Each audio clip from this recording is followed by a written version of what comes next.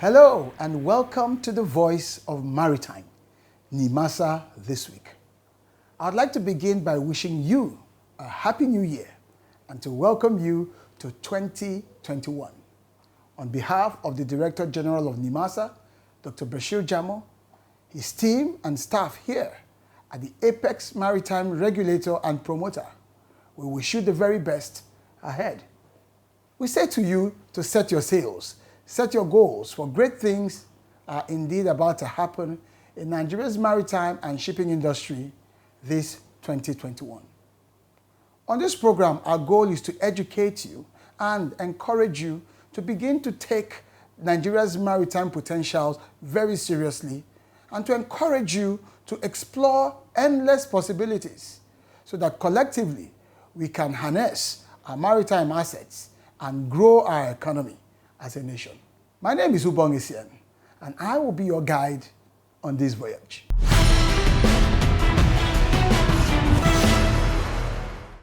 I am Hassan Bello, and you are watching Nimasa This Week, the Voice of Maritime.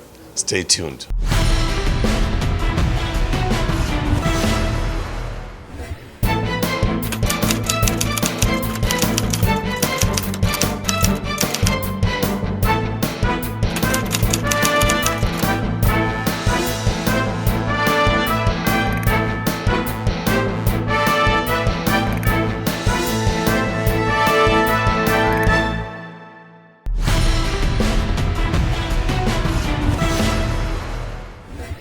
Welcome back.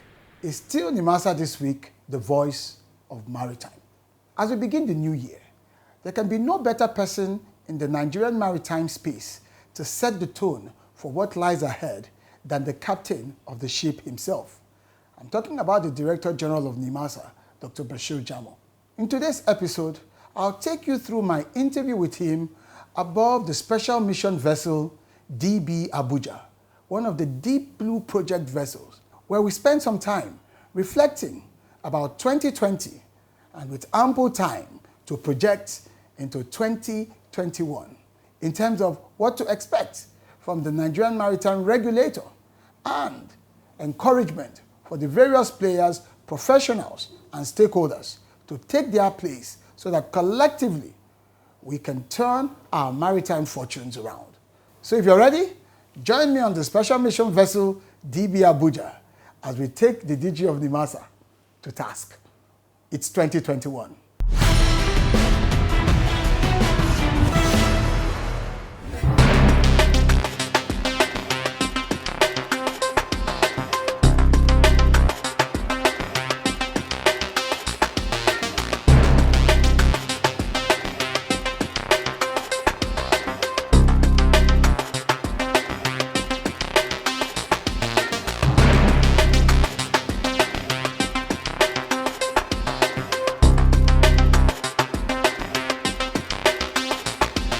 Welcome back. It's still Nimasa This Week, the Voice of Maritime, and it's our first episode for 2021. We are currently on board the special mission vessel DB Abuja, Deep Blue Abuja. And I have with me the Director General of Nimasa, Dr. Bashir Jamoh. And we want to go into 2021 as it sets the stage for what we are to expect as far as the maritime sector is concerned. DG, welcome to 2021. I think Happy New Year is very much in order. Thank you very much, Mr. Ubong. Let me start by wishing our maritime practitioners, professionals, stakeholders, and friends Happy New Year. And to add that for us in Nimasa, we will work hard and strive to ensure that we have a better year 2021, a year that we will have to harness the Nigerian maritime assets. It's not by accident that God makes Nigeria a coastal state. So far, we have 8 littoral states, and it's time for us to work together with these states and make sure that we harness the resources that we have and get the real benefits of our seas for our own economic posterity. Thank you. Absolutely, and I couldn't agree more with the fact that we are such a blessed nation as it relates to our maritime potential. And of course, it's your responsibility as the captain of the Nigerian maritime domain to harness those potentials into reality. But let's just cast our minds back briefly. It's been 9 months since assuming command of the bridge of the Nigerian maritime domain. Summarily, how has it been since March 2020? Well, unfortunately, Mr. Ubong, all over the world, as you know, the year 2020 has been a very doom year in terms of, especially in terms of COVID-19. We had a lot of challenges, and then, the economic situation all over the world has never been the same. But we thank God we are able to navigate and have a number of milestones in terms of progress in our own maritime industry. It was in the year 2020 we have seen the emergence of our own maritime security assets. More than 85% are now in our own custody. And then we are just waiting to receive the special mission aircraft and the special mission helicopters. With this project alone, I think we will be able to say bye-bye on the issue of maritime security challenges in this country, not only in Nigeria, but also in the Gulf of Guinea. We have just recently concluded a kind of summit, engineered by the United States of America. And because of this asset, we upward our leadership in trying to bring back sanity in the Gulf of Guinea that is being tagged the most dangerous place to do a maritime trade or shipping business in the world. With this asset, we are good to go.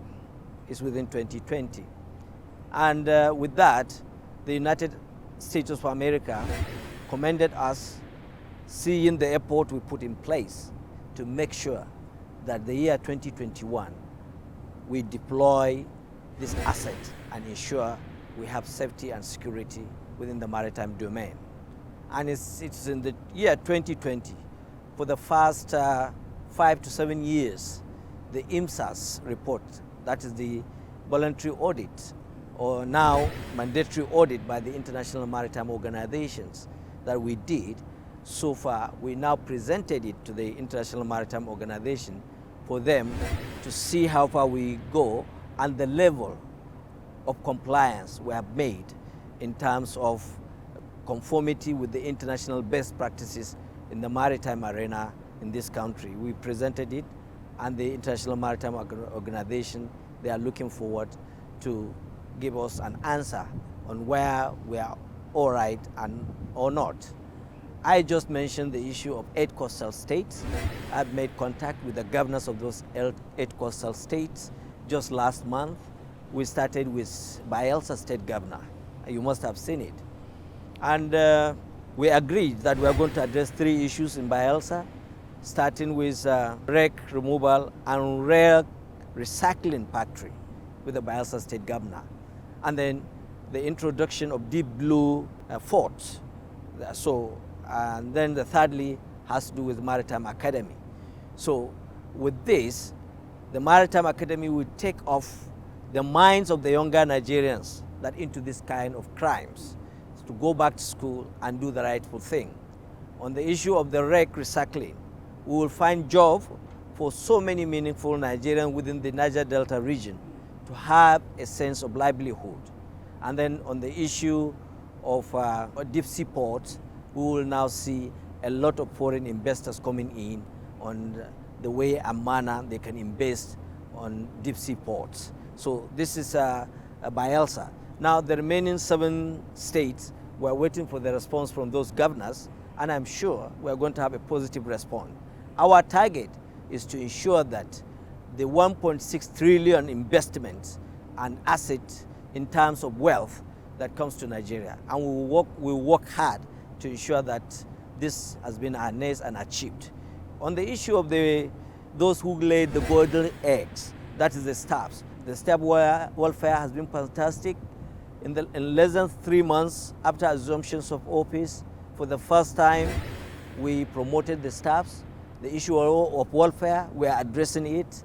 I don't have to mention the type of welfare we are going, but the staff, they are now feel they own themselves and adequately taken care of, properly motivated, setting the goal and the roles and the objective of the agency towards achieving what we desire to achieve.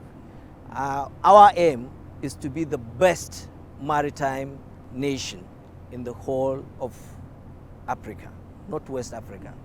So those are the few things we achieved within the 2020.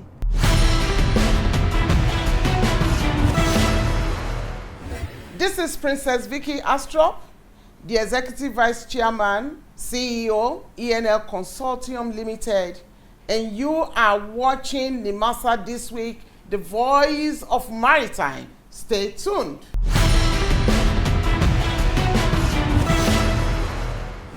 I must confess that you've had a very busy 2020, a very busy past 9 months, navigating especially the challenge or the challenges that COVID-19 have actually thrown at the maritime industry, especially as it relates to seafarers. I know you did quite some work with regards to their welfare. It's worth reminding Nigerians. Well, the issue of seafarers, first of all, as you are aware, the challenges of the COVID-19 affected the seafarers. And in the whole of workforce in the world, it's only seafarers that continue to remain standing and working throughout the COVID-19. Only the seafarers, while we were on lockdown, they were busy at sea, moving from one country to another. There's no day, no minutes, no hour that seafarers stop working because of COVID-19. So we are the first country to designate the seafarers as essential workers. We are one of the first countries that issue a marine notice to say that seafarers should be having the right of, change, the change in terms of, working facilities. And we introduced a number of marine notices which the international maritime organizations responded positively, appreciating our own efforts to ensure that, yes, we are the maritime nation and we are off and doing to make sure that we comply with international best practices. So the issue of seafarers has been in the front burners.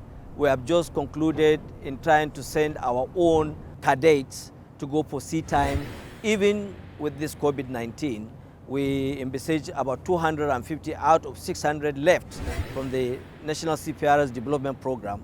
They are about to leave, maybe within the second week of January 2021. Okay, let's move on to 2021, as you've just alluded.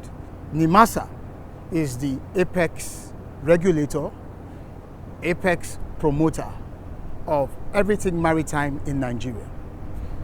So I'm going to ask you, what is your outlook? You've given us a picture of what you had to grapple with in 2020. What's your outlook as you go into 2021? What should we look forward to in general? Are we to be much more hopeful and expectant? Well, thank you very much. As you are aware, when I came in, I try as much as possible to compress the issue of my own strategic agenda. And that strategic agenda is known as 3.S. That 3.S entails maritime security, maritime safety, and then shipping development. Now let's take each one by one. The issue of maritime security.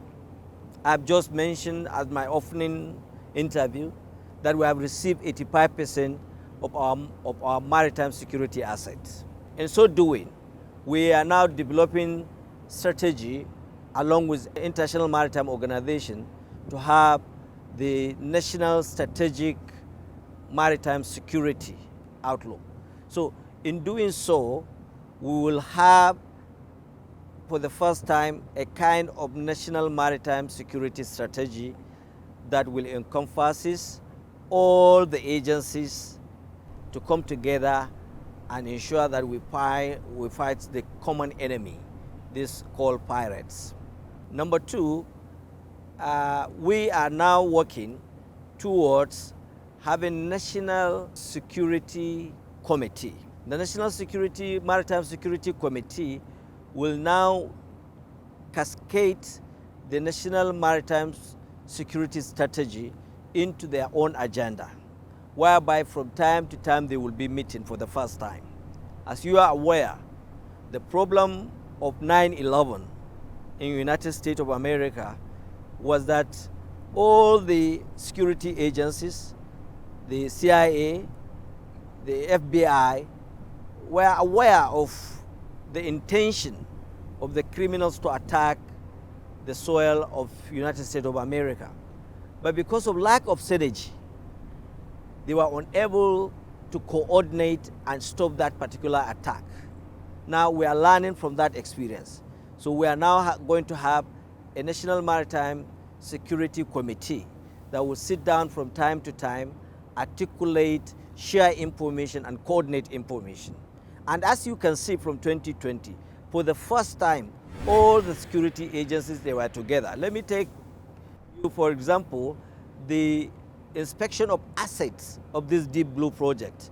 Both the Nigerian Air Force, Nigerian Army, Nigerian Navy, Nigerian Maritime Administration and Safety Agency, Maritime Police, and then a lot of others agencies, they were together to inspect these assets. For the first time, we are coming under the same umbrella to make sure that we deal with this issue once and for all.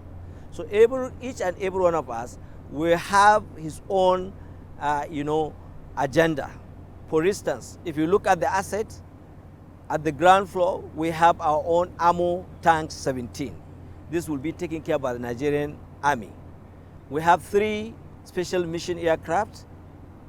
We have 3 special mission helicopters. Both the 2 will be taken care by Nigerian Air Force and Nigerian Navy. And then we have special mission vessels and special interceptor boats. This one will be manned by Nigerian Navy. Now, when you come to the command and control of this asset, it's going to be shared responsibility between the Nigerian Navy and the Nigerian Maritime Administration and Safety Agency. So you can see tactically, the issue of maritime security is being dovetailed to ensure that each and every person has his own responsibility. Where your own responsibility is tough, that's where another person's responsibility begins. So in terms of the issue of maritime security, we are going ahead, far ahead where we are now.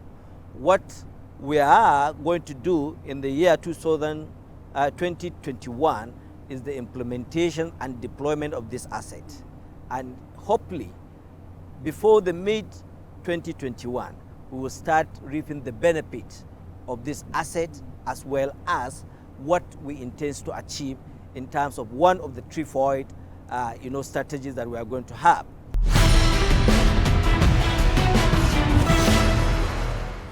Hi, I am Patu Tommy, and you're watching Nimasa This Week, the voice of Maritime. Stay tuned.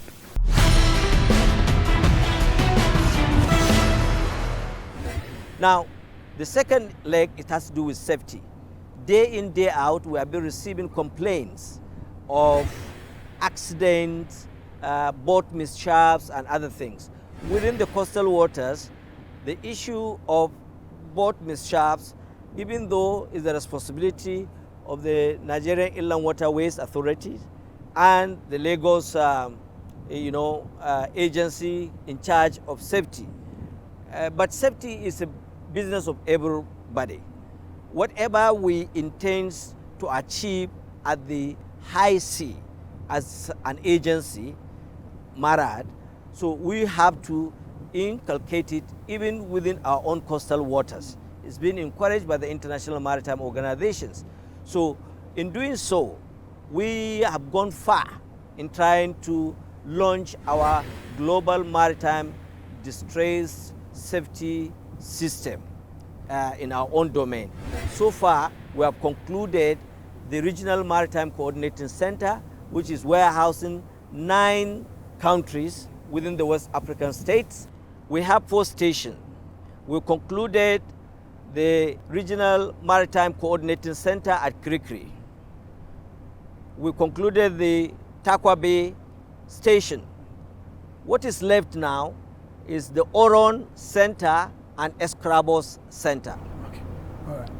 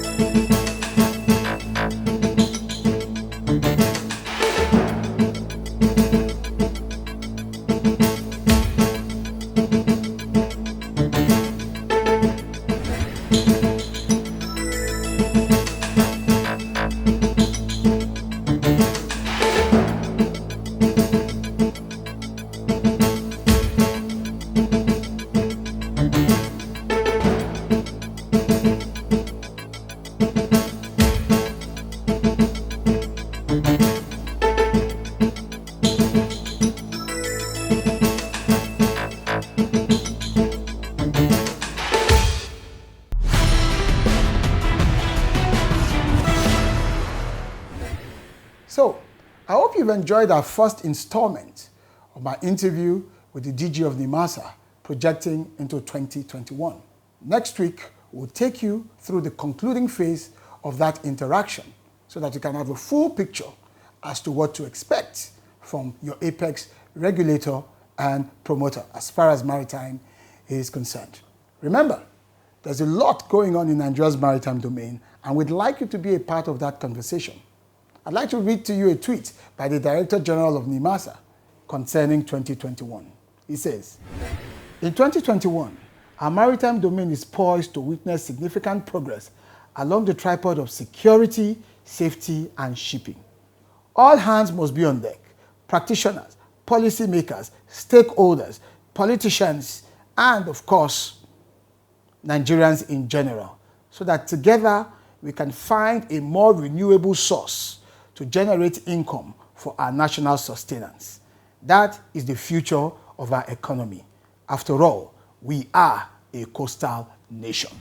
So, you can continue this conversation with the DG of Nimasa and his Twitter handle at Jamoh Bashir, while also following Nimasa Official on all of our social media handles as displayed on the screen. And of course, visit our website for more information about what the Nigerian Maritime Administration and Safety Agency is focused on week.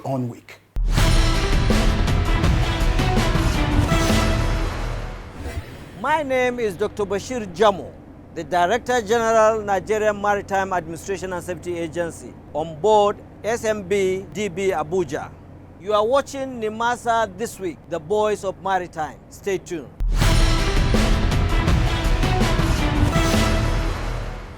Governor Doye Diri of Bayelsa State, and you are watching Nimasa This Week.